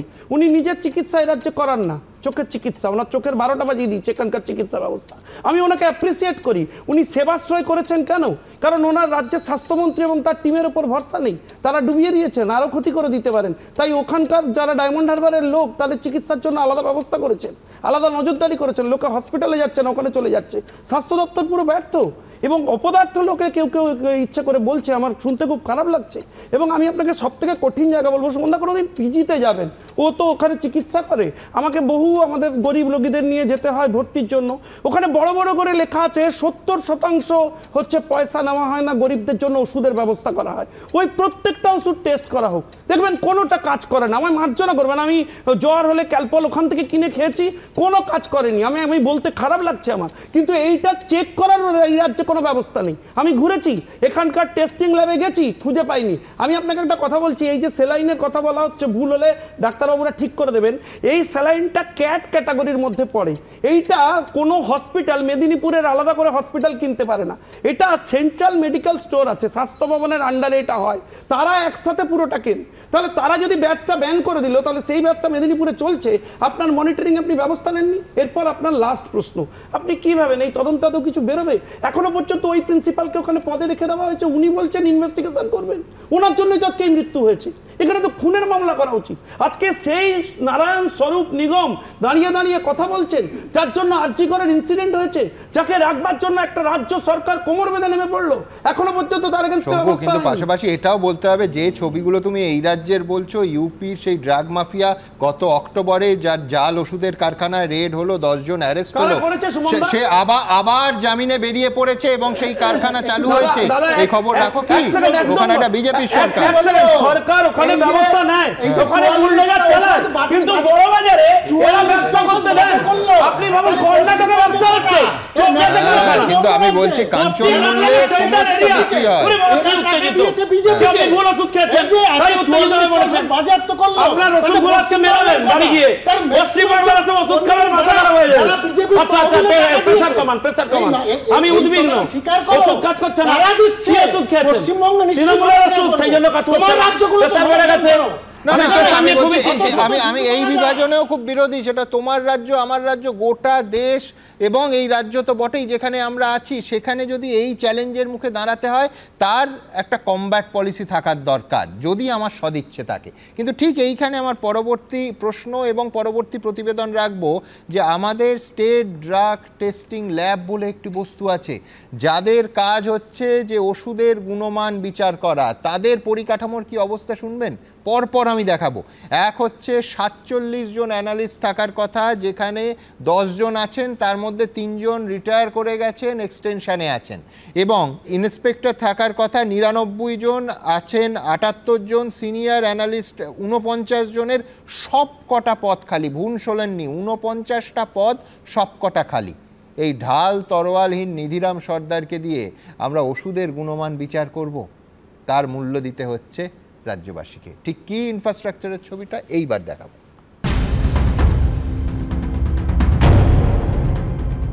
হাসপাতালের যদি ভগ্নপ্রায় দশা হয়, তাহলে রোগ ধরবে কে? না, আজ আমাদের উদ্বেগ মানুষের হাসপাতাল নিয়ে নয়, ওষুধের হাসপাতাল থরে, ল্যাবরেটরি নিয়ে।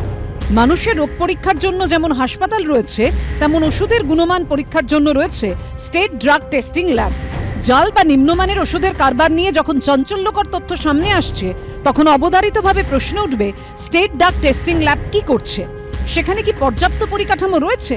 তা দেখতে স্টেট ড্রাগ টেস্টিং ল্যাবে পৌঁছেছিলাম আমরা। আর সেখানে যে ছবি দেখা গেল তা ভয়ঙ্কর।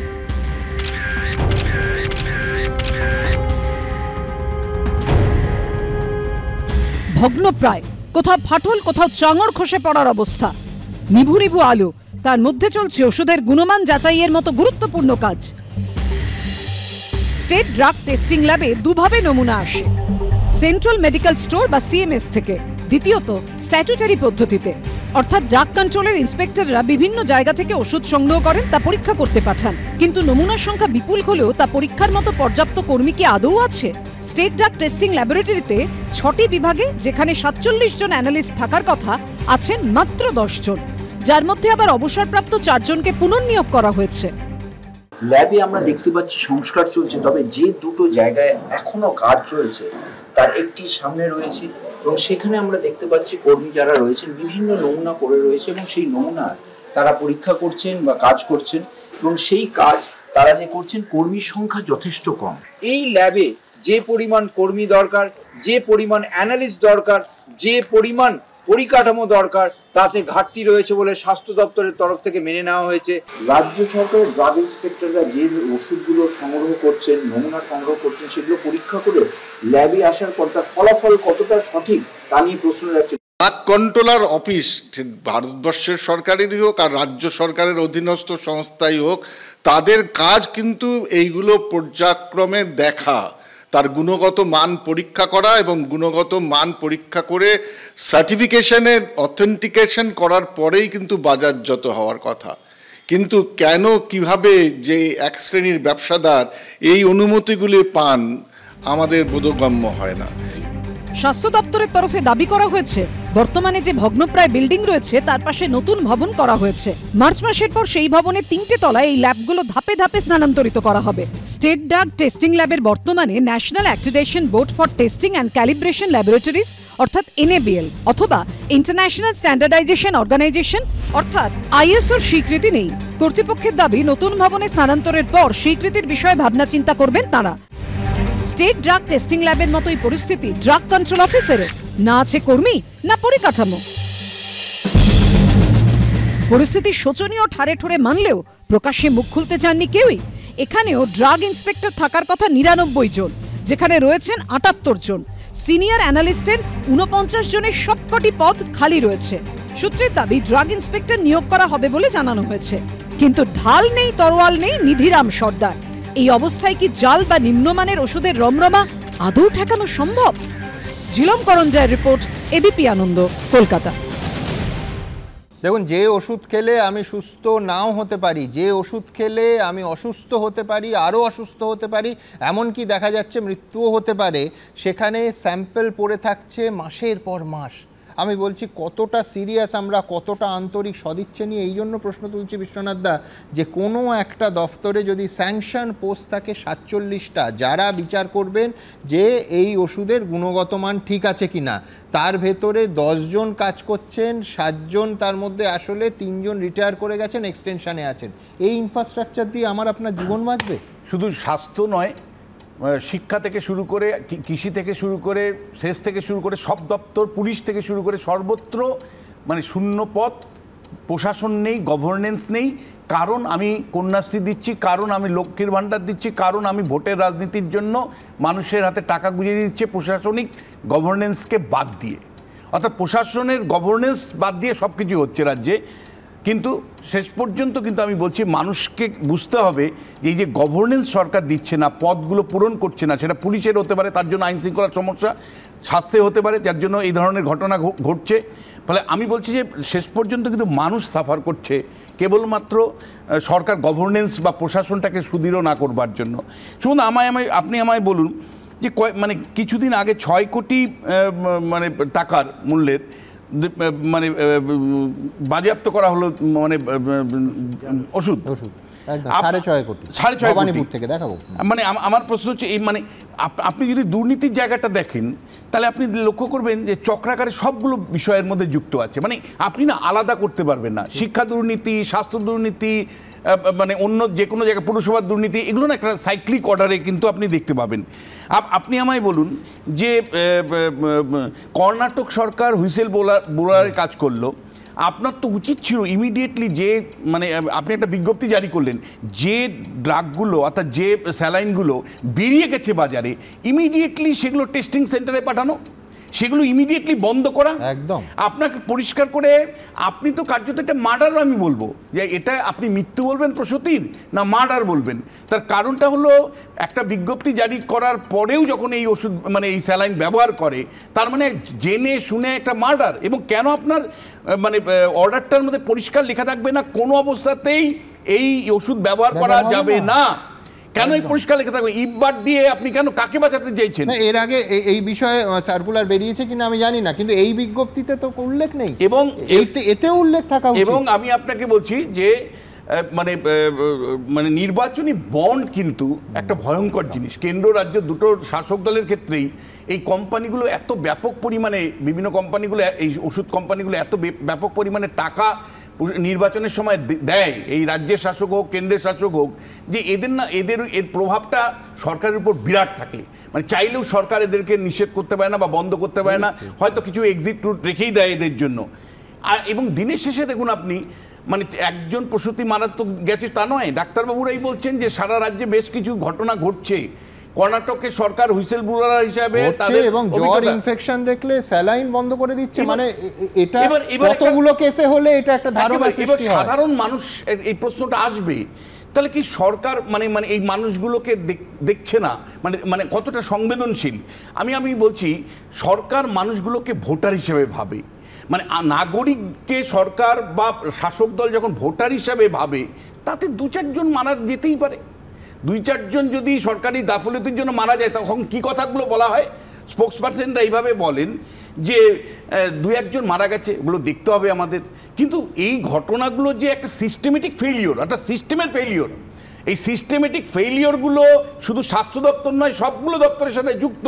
ফলে আপনি যতক্ষণ পর্যন্ত আপনার দৃষ্টিভঙ্গি থাকবে যে নাগরিকদের প্রতি সংবেদনশীলতার দৃষ্টিভঙ্গি থেকে আপনি প্রশাসন চালাবেন না, শুধুমাত্র ভোটার এবং ভোটের রাজনীতির কনটেক্সটে প্রশাসন চালাবেন, ততদিন কিন্তু আমি বলছি এর থেকে মুক্তির কোনো উপায় নেই।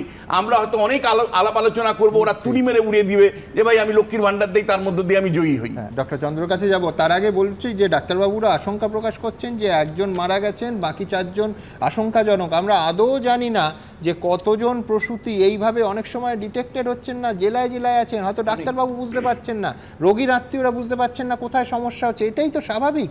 এবং সবথেকে বড় কথা, ভোটের কথা হচ্ছে, আমি বলছি যে আমি নিশ্চিত যে পরিবারে যায়, আমি সমস্ত পরিসংখ্যান সরিয়ে দিন, ধরুন একটা মৃত্যু হয়েছে এই কারণে, আমি বলছি সেটাও কত মারাত্মক। যে সদ্য মাকে আমরা হারিয়েছি তার নাম মামনি, মামনির আর মা ডাক শোনা হলো না। আমি বলছি এই ভয়ঙ্কর লজ্জা আমরা রাখবো কোথায় ডক্টর চন্দ্র? এ লজ্জা নয়, এ দুঃখ, সবটা মিলিয়ে একটা কথাই শুধু বলার, যে এই যে ঘটনাগুলো ঘটছে তদন্ত হবে, প্রিন্সিপাল বলছেন মেদিনীপুর মেডিকেল কলেজে, তারপর নাকি উনি বলতে পারবেন। মিস্টার নিগম বলছেন যে এটা একটা ব্যাচের প্রবলেম, মানে একটা মামুলি ব্যাপার, বা ইনারা ভাবতে পারেন যে এটা একটা সাধারণ ব্যাপার। আসলে ইনারা গভীরে যাবেন না, তার কারণ হচ্ছে এই যে ওষুধ কোম্পানিগুলোর কাছ থেকে টাকা বা ওষুধ কোম্পানিকে বরাদ্দ দেওয়ার জন্য, তার জন্য যে টাকা, এটা কিন্তু এনারা ছাড়তে পারবেন না। তার জন্য কিছু মানুষের প্রাণ যায় যাক, কারণ দেখবেন এই একই রকম ঘটনা কিন্তু আরজিকর মেডিকেল কলেজে ঘটেছে, বছর পর বছর ঘটেছে।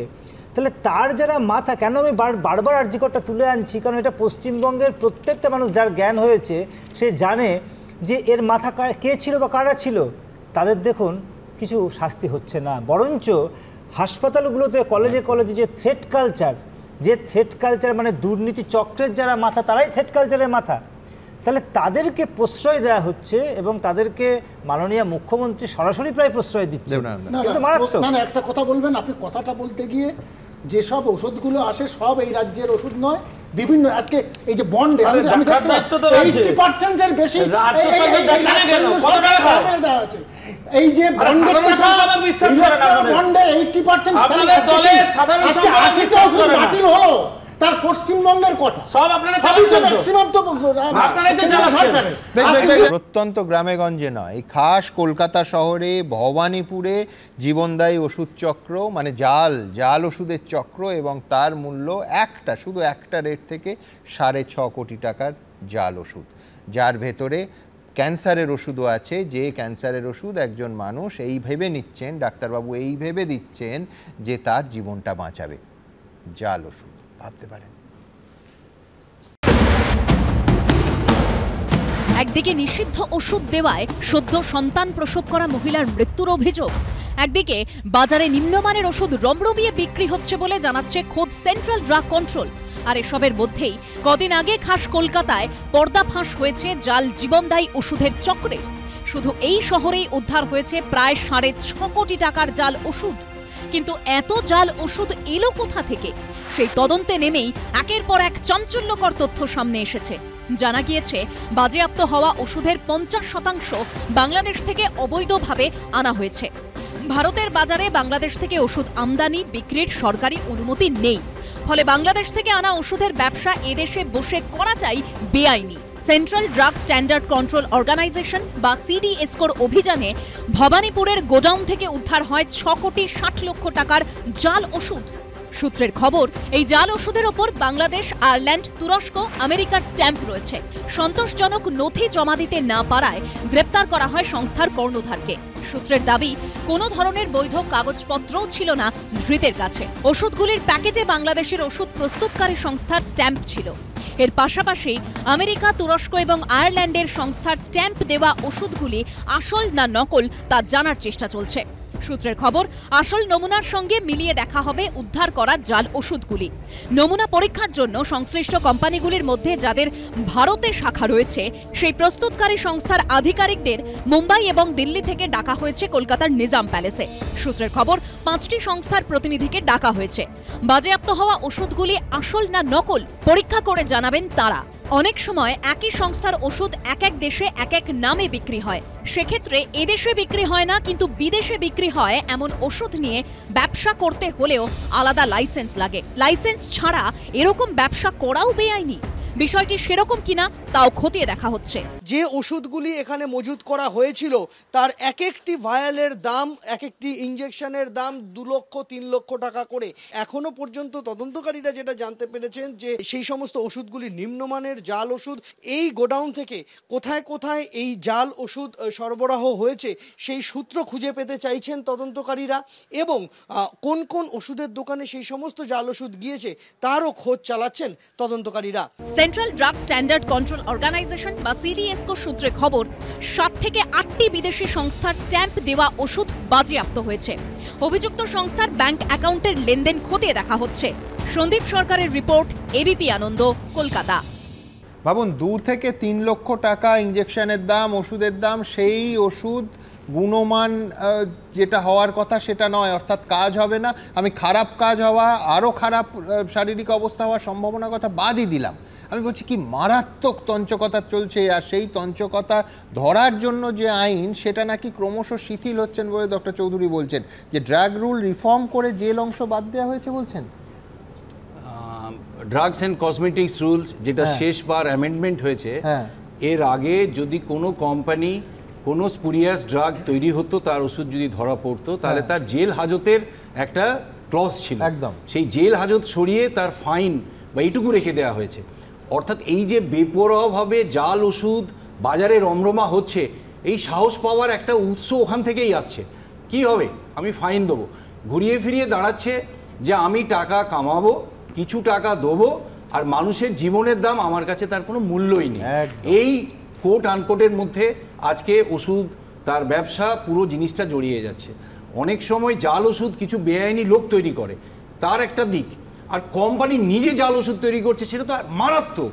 আমরা বাজারে গিয়ে একটা ব্র্যান্ডেড ওষুধ কিনছি, হতে পারে সেটা কেউ স্পুরিয়াস তৈরি করেছে, সেটা একটা অন্য দিক।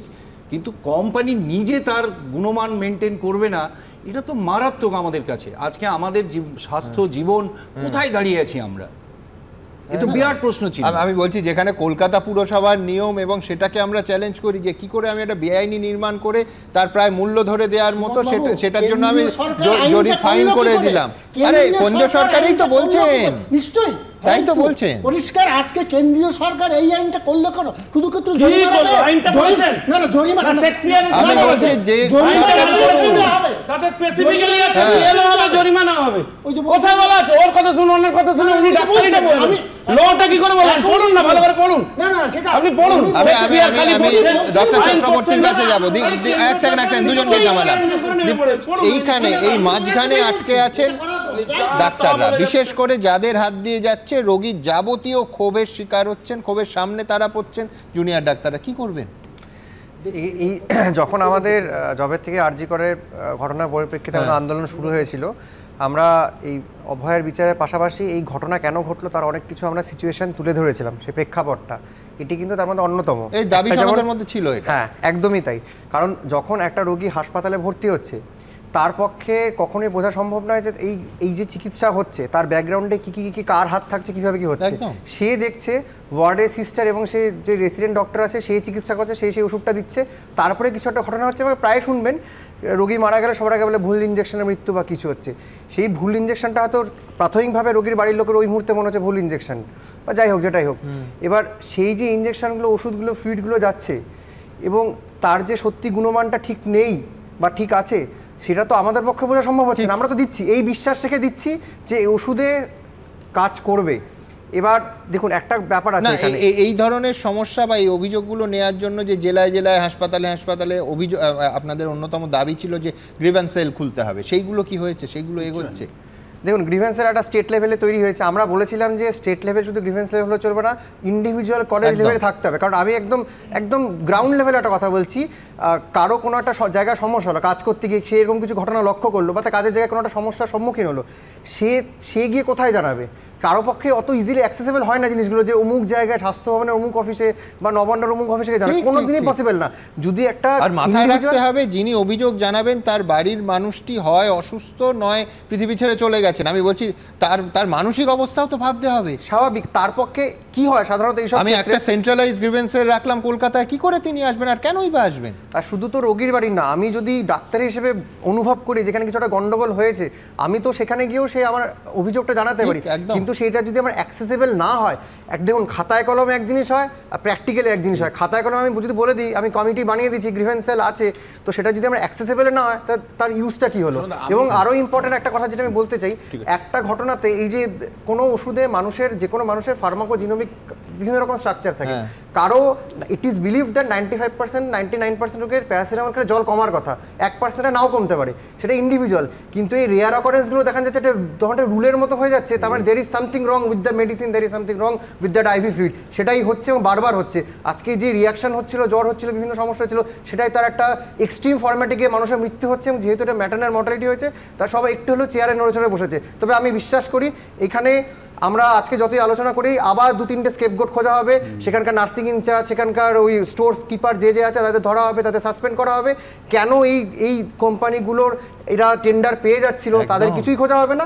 এবং আপনি দেখবেন 6 মাস পরে আবার আমরা এই ঘরেই বসবো, আবার আমরা একটা আলোচনা করব কেন কাদের মাধ্যমে কাদের হাত ধরে ঢুকলো সেটাও তো দেখতে হবে। আপনি দেখুন, মানে সরকারি হাসপাতালগুলোতে সমাজের সবচেয়ে দরিদ্রতম মানুষরা যায়। সরকার দাবি করছে দরিদ্র মানুষের পরিষেবার কথা বলছে, তার জন্য টাকা পয়সা দেওয়ার কথা বলা হচ্ছে। আপনি আমায় বলুন যে একটা স্টেট লেভেলে ড্রাগ টেস্টিং ল্যাবে 47টা পদের মধ্যে 10টা পদ, তার মধ্যে আবার 4টা হলো পুনর্নিয়োগ, 3টে পুনর্নিয়োগ একদম। তাহলে এবং সারা রাজ্যের যে ছবিটা আপনি বললেন, তাতে কার্যত 70% মানে মানুষ ছাড়া টেস্টিং এর কাজ চলছে এবং ল্যাবগুলো আমরা যা দেখলাম ধুলোবালি দিয়ে ভর্তি। আপনি আমায় বলুন আমার প্রায়োরিটি কোনটা হবে? মানে বিষাক্ত ওষুধকে আটকানো নাকি আমার খেলামেলা দিয়ে টাকা বিতরণ করা? আমরা কেন প্রশ্ন তুলি যখন দুর্গাপূজাকে, মানে চেতলা অগ্রগণীর মতন দুর্গাপূজাকে বা সরোজিনী সুরুচি সঙ্গের মধ্যে পুজোকে যখন টাকা দেয়, আমরা তখন কেন বলি? অনেক মমতা বন্দ্যোপাধ্যায় বলে এরা কি চায়, কিন্তু আমরা এই প্রশ্নটা তুলি এই কারণেই যে আপনার প্রায়োরিটিগুলো ঠিক করতে হবে, অগ্রাধিকার। মানুষের জীবনের সাথে সম্পর্কিত যে বিষয়গুলো, সেগুলোকে আপনাকে অগ্রাধিকার দিয়ে তারপরে খেলা মেলা পুজোতে টাকা দিন। আপনি পুজোতে টাকা দিচ্ছেন ভোটারদের কেনার জন্য, মানে ক্লাবগুলোকে সঙ্গে নেওয়ার জন্য, অথচ মানে বিষাক্ত স্যালাইন টেস্ট করবার জন্য মানে ল্যাবে লোক নেই, উপযুক্ত ল্যাব নেই। আপনার অগ্রাধিকার মমতা বন্দ্যোপাধ্যায় কোনটা হবে? আগে মানুষকে বাঁচানো নাকি খেলামেলা দিয়ে ভোটটা? আপনারা কি বলছেন আপনারা জানেন। আমাদের ভেরিফাইড এক্স অ্যাকাউন্ট সঙ্গে সুমন @IM সুমন দে। প্রচুর মন্তব্য, দ্রুত এই নিয়ে একটা মন্তব্য নেব। অতীশচন্দ্র ভাওয়াল লিখছেন, মানুষের জীবন নিয়ে যারা ছিনিমিনি খেলে তারা সমাজের শত্রু, কঠোর ব্যবস্থা নেওয়া হোক। বিদ্যুৎ নায়ক লিখছেন, জাল ওষুধের কারবারিদের অবিলম্বে গ্রেফতার করতে হবে। শেখ শামীম লিখছেন, হাসপাতালে গাফিলতির অভিযোগ উঠলে তার দায় বর্তায় স্বাস্থ্যমন্ত্রীর ওপর। শতরূপ চক্রবর্তী লিখছেন, মানুষ চিকিৎসার জন্য গিয়ে মৃত্যুর কোলে ঢলে পড়ছে, এর থেকে দুর্ভাগ্যজনক কিছু হতে পারে না। সন্তোষ রায় লিখছেন, ওষুধে যদি ভেজাল মেশে তাহলে মানুষ বাঁচবে কি করে?